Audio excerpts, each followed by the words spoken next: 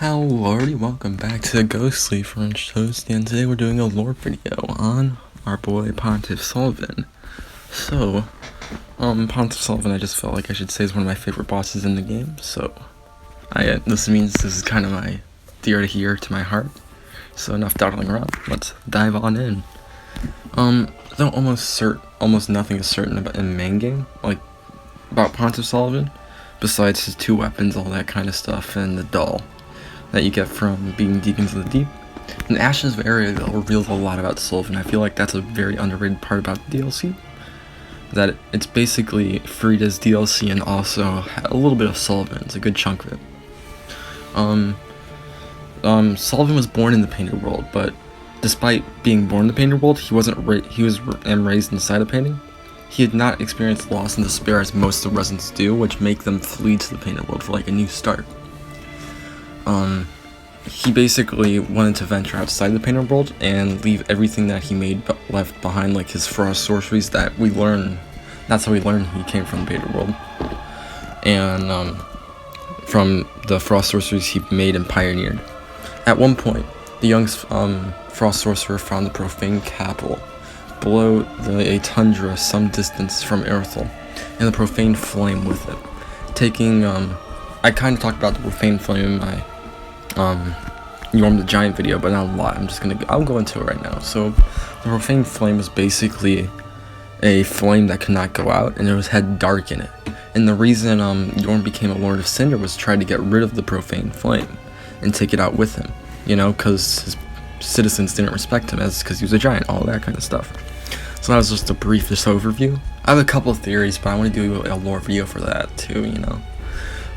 He found the profane flame, and taking it with it, the profane greatsword, along with his ambitions. He set out to control Earthel.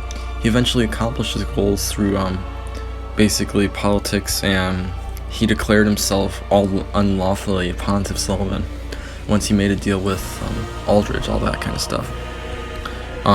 He took control of Earthel with his Pontiff Knights, all that kind of stuff. To make sure, he sent out Outrider Knights to basically explore other kingdoms, and we find a lot of them in Lothric. We find one in the Undead Settlement, making your way to Road to Sacrifices, one in Lothric Castle, and one in Grand Archives in a secret room. And we have two other big boy Outrider Knights, Dancer and Vort. I'll go into Dancer in a little bit, but to basically make sure the Knights stayed in line, Pontiff gave him rings. And these rings basically gave them more powerful and transformed them into beasts to make sure they would never betray Pontiff. So, alright, let's talk about Dancer, because Dancer plays an important part to Pontiff's, or a big chunk of it, because Dancer was originally an Arlanda royalty, and people, I personally believe too, this theory, that she was a maiden to Guinevere. She was a daughter of Guinevere, and was among one of the Earthelans. We see her walking around in Earthel with all the other Outrider Knights, basically being rejected from Earthel to go scout out, all that kind of stuff.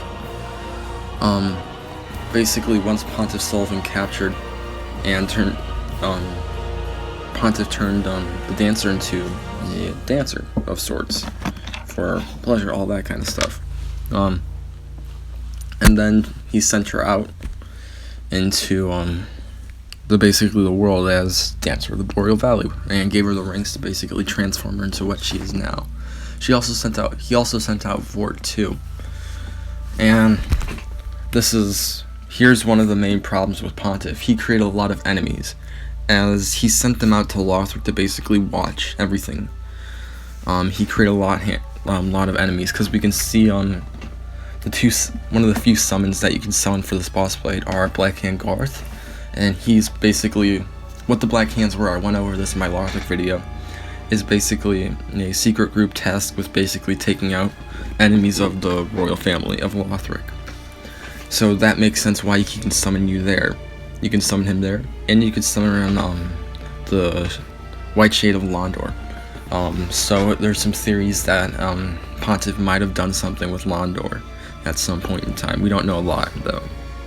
Eventually, he became a devout follower of the Church of the Deep, and found founded by Saint Aldrich himself. Archdeacon Royce, Archdeacon MacDonald. Archdeacon MacDonald we actually see in Earthel. Archdeacon Royce we see as the boss fight in Deacons of the Deep, like the main dude at around like I think 75 HP, if I'm correct. Don't quote me on it. And were the main leaders of the church after Aldrich. After Aldrich rose from his coffin, Pontiff basically gave him.